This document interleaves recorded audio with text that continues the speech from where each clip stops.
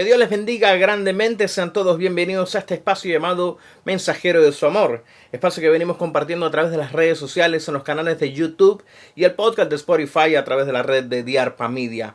Gracias como siempre por estar con nosotros. En el día de hoy queremos compartir de parte del Señor un mensaje que hemos titulado Aritmética de Dios. Y este mensaje hace parte de la serie de mensajes que hemos venido compartiendo durante las últimas semanas al respecto de la campaña de volver a la iglesia, el Back to Church. De hecho, este mensaje es el último que vamos a compartir al respecto. El último mensaje, no menos importante, donde creo que vamos a encontrar cosas bien importantes y preciosas que el Señor nos habla a través de su palabra acerca de la importancia y del propósito de la iglesia sobre la tierra. La aritmética, la matemática, si nos vamos de repente un poquito en la historia, cuando estábamos en la escuela aprendimos de ella 4 operaciones fundamentales que son la suma, la resta, la multiplicación y la división. Y de repente se me dio por preguntarme de estas 4 operaciones de repente cuál sería la favorita o cuál sería la que más le gusta a Dios. Y encuentro que desde el principio de los tiempos parece que el asunto de la multiplicación ha sido para Dios de suma importancia. Y comienzo a encontrar a partir de la escritura, quiero compartir algunos ejemplos muy rápidos que muy seguramente muchos de nosotros conocemos y que nos dan soporte a esta idea. Primeramente nos vamos desde el libro de Génesis y encontramos cómo Dios crea en ese propósito al ser humano y los crea hombre y mujer, y lo primero que les dice es multiplíquense, y esa multiplicación era únicamente posible de esa manera, por eso Dios los hace así, hombre y mujer. Más adelante nos encontramos cómo Noé mete en el arca a los animales por pareja según su especie, y también irían en el arca a bordo sus hijos con sus esposas, exactamente con el mismo propósito. Hablamos más adelante de un hombre como Abraham que tenía el anhelo en su corazón simplemente de tener un hijo, era la petición que había presentado delante de la presencia de Dios. Pero Dios, como obra en maneras diferentes y mucho más grandes y profundas a las nuestras, Dios le dice: no, Abraham, yo no te voy a conceder un hijo, yo te voy a hacer a ti padre de multitudes. Si eres capaz de mirar al cielo y contar las estrellas, o eres capaz de mirar la arena y contar los granos, esto es más o menos para que tengas una idea, Abraham, de cómo va a ser la generación que se va a desprender a partir de ti. Hay un ejemplo que sí quiero ir a la palabra del Señor que se encuentra en el libro de Éxodo, en el capítulo 1, en el versículo 7, donde dice la palabra del Señor que los hijos de Israel fructificaron y se multiplicaron y fueron aumentados y fortalecidos en extremo, y se llenó de ellos la tierra. Esta porción de la palabra hace referencia al pueblo hebreo cuando estaban en Egipto en el inicio del libro de Éxodo, y nos habla cómo el pueblo de Dios había sido un pueblo que había comenzado a multiplicarse en una manera tan rápida que ya llegaban a ser mayor que la población del mismo reino de Egipto para aquel entonces. En ese sentido también encontramos algo bien interesante ya a partir del Nuevo Testamento, cómo Jesús maldice la higuera por una causa simple, y era su esterilidad, es decir, su incapacidad de multiplicarse. También encontramos que Jesús multiplica panes y peces en medio de una situación donde parecía haber un conato de escasez de sustento, y Jesús obra a partir de este mismo principio, la multiplicación. Al final nos encontramos como todo este tipo de ejemplos reproductivos y de multiplicación no son ajenos tampoco para la iglesia. Es decir, si la palabra del Señor tanto en el Antiguo como en el Nuevo Testamento comienza a hablarnos de que la multiplicación, de que la prosperidad, de que esa manera a través de la cual Dios se glorifica a través de todo este sustento, a través de esa multiplicación, yo creo que es algo que la iglesia definitivamente tiene que absorber. Para cada uno de nosotros podemos ver cómo de repente la única vez que encontramos una operación matemática diferente, yo creo que es cuando Dios le hizo a Moisés simplemente que dividiera el mar en 2 para que el pueblo pudiese atravesar y ser librado de manos de los egipcios. Pero entiendo todo esto que Dios habla en cuanto al multiplicarse, en cuanto al ser productivos, que Dios habla desde el principio de los tiempos y que aún nosotros podemos encontrar lo que la iglesia debe asumirlo. De hecho, podemos ir un poco atrás en la historia y tomar nuevamente, como lo hemos hecho en algunos de los mensajes anteriores, tomar como modelo la iglesia primitiva y encontrar lo que ella nos habla al respecto en el libro de Hechos de los Apóstoles, en el capítulo 12, en el verso 47. Dice la palabra del Señor: alabando y teniendo favor con todo el pueblo, y el Señor añadía cada día a la iglesia los que habían de ser salvos. Comenzamos a ver entonces primeramente cómo en la actualidad la misión de la iglesia es la misma que Jesús trajo a la tierra. Cuando nosotros analizamos la vida de Jesús, entendemos cómo los propósitos de su venida no son diferentes a los propósitos en los cuales la iglesia tiene que caminar en estos tiempos. Entonces encontramos cómo en Jesús hay un hombre que fue a buscar la oveja perdida. Encontramos cómo Jesús no vino por justos, sino vino por pecadores. Y quiero dar un soporte bíblico al respecto en 3 porciones de la Sagrada Escritura que nos comparten los evangelios. Primeramente, el apóstol Mateo nos habla en el capítulo 18, de los versos 11 al 13, donde nos dice: porque el Hijo del Hombre ha venido para salvar lo que se había perdido. ¿Qué os parece? Si un hombre tiene 100 ovejas y se descarría una de ellas, ¿no deja las 99 y va por los montes a buscar la que se había descarriado? Y se acontece que al que encuentra, de cierto os digo que se regocija más por aquella que por las 99 que no se descarriaron. El apóstol Juan también nos habla en el capítulo 2, en el verso 47. Al que oye mis palabras y no las guarda, yo no le juzgo, porque no he venido a juzgar al mundo, sino a salvar al mundo. Por último, el apóstol Lucas también nos habla en el capítulo 5, en el verso 32, diciéndonos, no he venido a llamar a justos, sino a pecadores al arrepentimiento. Partiendo de estos tres ejemplos que Jesús nos habla, que Jesús comparte a través de los evangelistas, entendemos que estos mismos tres propósitos son en los cuales la iglesia tiene que caminar. Es decir, también nosotros de parte del Señor en este tiempo tenemos que caminar en pro de buscar aquellas ovejas que están perdidas. Creo que también de parte del Señor nosotros estamos llamados no a juzgar el mundo, sino a salvarlos en el nombre del Señor, compartiéndolos de la palabra del Señor. Y creo que por último, tampoco la iglesia está colocada en la tierra con el propósito de juzgar o de llamar a gente justa únicamente para que se acerquen al Señor, sino precisamente de llamar a aquellos que están apartados, a aquellos que están en desconocimiento y a aquellos que están en pecados a que se arrepientan y que conozcan del plan de salvación, así como algún día cada uno de nosotros también fuimos llamados por parte del Señor. Para quienes hemos recibido ese precioso regalo de la salvación, Jesús no solamente nos dio este regalo y ya, sino que añadió a nosotros como su iglesia la misión de que nosotros tomáramos ese propósito de Jesús y también lo hiciéramos como iglesia sobre la tierra. Miren lo que nos habla el apóstol Mateo. En el capítulo 28, verso 19, dice la palabra del Señor, Jesús hablando nuevamente a nuestras vidas, diciendo, por tanto, id y haced discípulos a todas las naciones, bautizándolos en el nombre del Padre, del Hijo y del Espíritu Santo. Y me llama la atención en esta porción de la palabra la autoridad con la cual Jesús habla. Es decir, el llamamiento de ir a ser discípulos a todas las naciones y de bautizarlos en el nombre del Padre, del Hijo y del Espíritu Santo, no es algo opcional. No es algo para lo cual haremos a ver si tenemos un poco de tiempo extra después del trabajo, o después de la novela, o el partido de fútbol, o el reality que estamos viendo en televisión. No, Jesús nos está hablando acerca de que ese es el propósito, de que esa es la misión, de que si cada uno de nosotros ha absorbido este llamamiento, de que cada uno de nosotros hemos sido hechos hijos de Dios, es bonito, eso se siente muy bien y todo, pero también acarrea una serie de responsabilidades que tenemos para con el reino de los cielos, cumplir el propósito por el cual Jesús vino a la tierra. Yo sé que de repente puedo preguntar cuántos les gustaría ser imitadores de Cristo y nos gustaría hacerlo, y esto es un ejemplo que mencioné en algunos mensajes anteriores, en los cuales nos gustaría ser también imitadores de Cristo para de repente caminar sobre las aguas o convertir el agua en vino o multiplicar panes y peces. Pero estamos llamados también a ser imitadores de Cristo en el cumplimiento de su propósito. También estamos llamados a ser imitadores de Cristo para rescatar las ovejas perdidas, para no juzgar al mundo, sino llamarlo al arrepentimiento para que encuentren el camino de la salvación. Podemos preguntarnos en un día como hoy, bueno, ¿y cómo podemos lograr esta misión?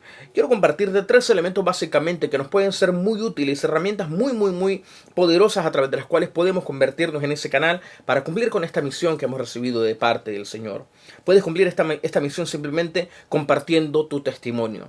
Creo que todos los que hemos conocido a Cristo tenemos una historia que contar, tenemos una historia personal a través de la cual a otras personas podemos compartir las cosas grandes, preciosas y maravillosas que Dios hizo un día en nuestras vidas. Cómo Jesús transformó nuestras vidas el día que Él nos encontró. Cómo cambiamos nuestra manera de ser. Cómo de repente vos podés compartir milagros que has experimentado y que personas hoy en este día están sufriendo. De repente me podés decir que sufriste una enfermedad y que alguien oró por ti y la mano poderosa de Cristo Jesús se extendió sobre tu vida y que a través de ello recibiste un milagro de sanidad. Bueno, si es así, gloria al Señor. Pero ¿sabes cuánta gente todavía hay enferma que está esperando que seas tú quien hoy en día se levante, imponga manos o declares una palabra de sanidad sobre esa persona? De repente muchos podrían hablar hoy acerca de cómo en un momento de crisis y escasez Dios los prosperó, los bendijo y hoy de repente viven en sobreabundancia para gloria y honra del Señor. Eso tampoco está mal, eso está muy bien. Pero ¿sabes cuántas personas de repente allá afuera están en este momento atravesando por circunstancias iguales o peores a como Jesús te encontró a ti? Y son personas que también están esperando que tú te levantes y les compartas de que Él es Jehová Jireh, de que Él es nuestro Dios proveedor por sobre todas las cosas y que Él provee en sobreabundancia para todos aquellos que en Él creen y que en Él confían. Así que una primera herramienta que encontramos es ese testimonio, la historia personal. Puedes simplemente contarle a otro de qué manera Dios se ha manifestado en tu vida, qué es lo que hizo, cómo te cambió, cómo te transformó, cómo restauró tu matrimonio, cómo sanó tu vida o cómo sanó un familiar en un momento determinado. Todos ellos son milagros preciosos que a la vez se convierten en herramientas a través de las cuales podemos nosotros sumarnos y cumplir a la misión que nosotros recibimos de parte del Señor. Hay un segundo elemento, no solamente cumplir con compartir nuestros testimonios, sino que podemos hablarle a otras personas acerca de quién es Jesús, qué significa Jesús, cuál es el propósito de su venida a la tierra, por qué murió en la cruz del Calvario. Cuando le damos a conocer a ellos que a través de ese sacrificio en la cruz todos tenemos un acceso a la vida eterna, eso es algo que se convierte en una herramienta tan poderosa a través de la cual muchos van a encontrar esperanza para su vida. De repente, a través del testimonio podés compartir un milagro, pero son milagros que se quedan aquí en la tierra. Yo creo que no hay milagro más grande que nosotros podamos compartir que el milagro de la salvación, porque es el único milagro que va a trascender más allá de la muerte. Cuando le compartes a otras personas al respecto, lo que estás compartiendo es la historia de los apóstoles. Los apóstoles, a excepción del apóstol Lucas, lo que compartieron hombres como Mateo, como Juan, fue simplemente sus experiencias personales como Jesús. Contaron lo que vivieron, lo que les pasó, contaron lo que ellos vieron que Jesús hizo. Y cuando nosotros compartimos nuestro testimonio, y me estoy volviendo un poquito a la primera herramienta, nosotros nos estamos contando nuestra manera a través de la cual nosotros vivimos manifiesta la gloria del Señor. Los evangelistas cuentan lo mismo, y cuando tú compartes con ellos lo que está escrito en la palabra, cuando compartes con las personas que no conocen del Señor lo que los evangelios nos hablan, que no es nada distinto que la historia de Jesús, se convierte esta en otra herramienta a través de la cual tú puedes dar a conocer y sumarte a la misión con la cual nosotros hemos sido llamados de parte del Señor. Y una última herramienta, no menos importante, es simplemente el invitar personas a la iglesia, traer personas que vengan a congregarse con nosotros. Traerlos simplemente, oremos por ellos y comencemos a esperar que el Señor comience a hacer la obra a través de la cual Él comienza a preparar sus corazones para que ellos poco a poco sean transformados conforme a la gracia divina y al poder que el Santo Espíritu del Señor tiene para cambiar la vida y cambiar el corazón de cada uno de nosotros. Son herramientas que simplemente nosotros podemos darnos a la posibilidad de usar a través de las cuales nosotros podemos crecer y cumplir con ese propósito de multiplicación al cual el Señor nos ha llamado en esa aritmética, en esa matemática divina, en esa matemática de Dios de la cual estamos hablando en este día. Ahora, quiero compartirte algo a manera testimonial y es algo que la Escritura nos habla en el libro de Hechos de los Apóstoles, nuevamente hablando de la iglesia primitiva. Mira algo interesante y es como capítulo a capítulo la iglesia iba creciendo rápidamente.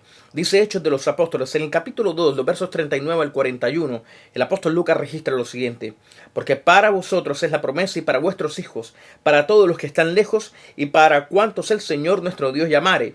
Y con otras muchas palabras testificaba y les exhortaba diciendo: sed salvos de esta perversa generación. Escucha lo que dice la palabra. Así que los que recibieron su palabra fueron bautizados y se añadieron aquel día como 3,000 personas. Ni siquiera un número tan exacto la palabra del Señor. Pero cuando la iglesia apenas comenzaba eran 120 personas y ya el capítulo 2 registra que hubo una conversión de 3,000. Ahora, quiero ir 2 capítulos más adelante. Es Hechos de los Apóstoles, capítulo 4, verso 4. Dice el apóstol Lucas: pero muchos de los que habían oído la palabra creyeron y el número de los varones ahora era como 5,000. El asunto sigue creciendo. Y 2 capítulos más adelante, Hechos de los Apóstoles, capítulo 6, verso 7, dice que el número era tan grande que parece que ya no era posible contarlo. Dice la Sagrada Escritura: y crecía la palabra del Señor y el número de los discípulos se multiplicaba grandemente, es lo que dice la Escritura, en Jerusalén. También muchos de los sacerdotes obedecían a la fe. Entonces te vas dando cuenta cómo la iglesia primitiva entra en ese rol, entra en ese plan de la multiplicación y el crecimiento. Y yo creo que nosotros tenemos que absorber definitivamente también ese propósito para el cual la iglesia está en nuestras vidas. Nosotros cada uno tenemos que entender definitivamente el propósito y el valor tan grande que tiene un alma. No sé si alguna vez te has preguntado esto. ¿Cuánto vale un alma para el Señor? ¿Cuánto vale una vida que se arrepiente? ¿Cuánto vale? ¿Cuál es el precio que tiene una vida que se arrepiente y que reconoce sus pecados y que abre su corazón a recibir a Cristo como el único capaz de perdonar, de limpiar nuestras vidas y darnos ese precioso regalo de la salvación? Te comparto otro testimonio precioso, y esto nos lo habla el mismo Jesús justamente en la cruz. El apóstol Lucas comparte esto bien interesante en el capítulo 23, en el capítulo 23, versos 41 al 43, y es algo precioso que ocurre allí en la cruz justo antes de la muerte de Jesús. Dice la palabra del Señor: nosotros a la verdad justamente padecemos porque recibimos lo que merecieron nuestros hechos. Mas refiriéndose a Jesús, ningún mal hizo, y dijo a Jesús: acuérdate de mí cuando vengas en tu reino. Entonces Jesús le dijo: de cierto te digo que hoy estarás conmigo en el paraíso. Y me gusta esta preciosa porción de la palabra porque estoy encontrando a Jesús en su peor condición dentro del sentido humano. Encontramos un Jesús ensangrentado, un Jesús agonizando, un Jesús que cada vez está más cerca de la muerte. Y sin embargo en este momento no pierde él la prioridad del valor tan grande de lo que significa un alma. Y es capaz antes de morir de ganarse un alma y decirle: hoy estarás conmigo en el paraíso. Jesús regresa al reino de los cielos, pero no regresa solo, regresa con uno que simplemente lo reconoció como el Salvador del mundo. Ahora, este ejemplo de Jesús, y quiero seguir caminando en la idea de ser imitadores de Cristo, me hace a mí meditar mucho al respecto de las personas que por causa nuestra estarán en el reino de los cielos. Imagínate por un momento, vamos a jugar un momentito con la imaginación. Imagínate por un momento que llegamos al reino de los cielos, sea porque se nos acaba la vida aquí en la tierra, o sea porque vino el Señor en su segunda venida. Y quiero que comiences a imaginarte todas las personas, toda la gran multitud que de repente en el reino de Dios nos vamos a encontrar. Yo te pregunto algo y te quiero retar de parte del Señor con esta pregunta. ¿Crees que habrá alguien en el reino de los cielos por culpa tuya? ¿Habría la posibilidad que dentro del reino de los cielos alguien de repente llegue, se te acerque y te diga: gracias? Estoy aquí porque te importé lo suficiente para que me compartieras el mensaje de salvación y lo hiciste. ¿Te puedes imaginar por un momento el gozo y la alegría que a muchos a futuro podemos llegar de repente a experimentar al saber que encontramos personas que entendieron lo que les compartimos, que les dijimos que Cristo los amaba y lo aceptaron, y que eternamente podamos encontrarnos en el reino de los cielos? Yo no sé, pero yo creo que tiene que generar para cada uno de nosotros una enorme satisfacción. Tiene que generarnos un enorme gozo. De hecho, llego a pensar que más allá de las metas personales que cada uno en esta tierra se trace, no puede existir una meta más grande que la meta que podamos nosotros cumplirnos de ganar almas para el Señor. Cualquier otra meta que aquí en la tierra lleguemos a desarrollar, aquí en la tierra se va a quedar. No quiero decir que no nos tracemos metas o que tengamos mentalidad mediocre o limitada. Por el contrario, creo que podemos aspirar, empezando por nuestros hijos, a cosas grandes, a un título profesional, a una carrera, a un buen trabajo, a comprarte una buena casa, un buen carro. De eso no tiene nada de malo. Pero todo ese tipo de cosas se quedarán simplemente aquí en la tierra. Nada de lo que tú ganes aquí en la tierra te lo vas a llevar a la eternidad. Pero cuando colocas como prioridad el hecho simplemente de ganar almas para el Señor, ten la seguridad que si esa es tu meta, el resultado de esa meta te lo encontrarás más allá de la muerte. Serán las almas que te encuentres en el reino de los cielos y que te den de repente las gracias porque un día tuviste la disposición, tuviste de repente la diligencia de decirles que había un Cristo de la gloria que te había dado a ti salvación y que también ese Cristo de la gloria estaba disponible para cada uno de ellos. Quiero concluir este mensaje, y no solamente este mensaje, sino compartir una conclusión en la cual podemos de repente muy rápidamente comprimir un poco de lo que han sido estos mensajes en esta campaña del Back to Church. Porque estos mensajes al final han tenido, creo que para cada uno de nosotros como objeto el encontrar las suficientes razones por las cuales despertarnos cada domingo y venir a la iglesia. Entender que la iglesia no es un compromiso que ya cumplimos, sino que la iglesia somos cada uno de nosotros. En el lugar donde tú estás, puedes ponerte la manito en el corazón y decir: la iglesia soy yo. Que la iglesia no es un edificio. Que de repente el día que nosotros partamos a la presencia del Señor, el edificio aquí se va a quedar. No nos vamos a llevar este edificio a ninguna parte.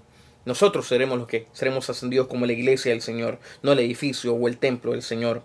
Cuando nosotros llegamos a entender el significado y la trascendencia que tiene no venir a la iglesia, sino ser la iglesia, vamos a descubrir nuestro real propósito en la vida, el propósito con el cual nuestro Creador nos hizo, con el cual Él nos diseñó por sobre todas las cosas, entendiendo que cada uno de nosotros fuimos creados para ser parte de la familia de Dios, para que nosotros seamos portadores y manifestadores de su inmensa gloria, para crecer, para madurar a su imagen conforme a los propósitos que Él tiene para con cada uno de nosotros. Es un poco de lo que compartíamos en el mensaje del domingo pasado. Y entender que nosotros de parte del Señor, así como recibimos grandes milagros y bendiciones, también recibimos de parte de Dios esta misión llena de gracia y de amor que emana desde el reino de los cielos en medio de un mundo que está cada día más desbaratado y más difícil. Yo creo que en un día como hoy, a partir de estos 5 mensajes que hemos nosotros compartido, podemos asumir el reto, podemos entender el propósito de la iglesia que somos nosotros y podemos cumplir el propósito con el cual desde lo eterno nosotros fuimos diseñados por nuestro Padre Celestial. Imagínate por un momento que tus días en la tierra aquí están por terminar. Si pudieras mirar atrás por un momento todo lo que fueron tus años de vida aquí en la tierra, ¿crees que habrías cumplido con el propósito con el cual Dios te creó, con el cual Dios te dio vida? ¿Crees que le habrás dado buen uso a todos los años de vida que pudiste tener aquí en la tierra? Sería lo ideal. Sería lo ideal que antes de morir pudiésemos decir unas palabras como las que el apóstol Pablo le compartió a Timoteo en la segunda carta, en el capítulo 4, versículo 8. Y quiero terminar con esta porción de la Sagrada Escritura y quiero leerla en un sentido plural, para que todos quepamos en esta preciosa porción de la Sagrada Escritura. Segunda de Timoteo capítulo 4, verso 8 dice la palabra del Señor: por lo demás, nos es guardada la corona de justicia, la cual nos dará el Señor, juez justo, en aquel día. Y no solo a nosotros, sino también a todos los que aman su venida. De todo corazón espero que esta preciosa palabra que hemos compartido el día de hoy y todos los mensajes que hemos venido compartiendo a lo largo de este mes de septiembre y hoy, que ya es 1 de octubre, hayan sido de muchísima bendición, de edificación y que nos permitan enfocarnos en el precioso propósito que tiene ser parte de la familia del Señor. Gracias como siempre por estar con nosotros. Gracias a todo el equipo técnico de Diarpa Media que nos permite compartir cada semana de lo que el Señor nos da aquí en la Iglesia Cristiana y en la comunidad desde la ciudad de Clifton en el estado de New Jersey. Como siempre, gracias a ustedes por estar con nosotros y de todo corazón que Dios los guarde muy rica, muy poderosa y muy enormemente. Bendiciones para todos.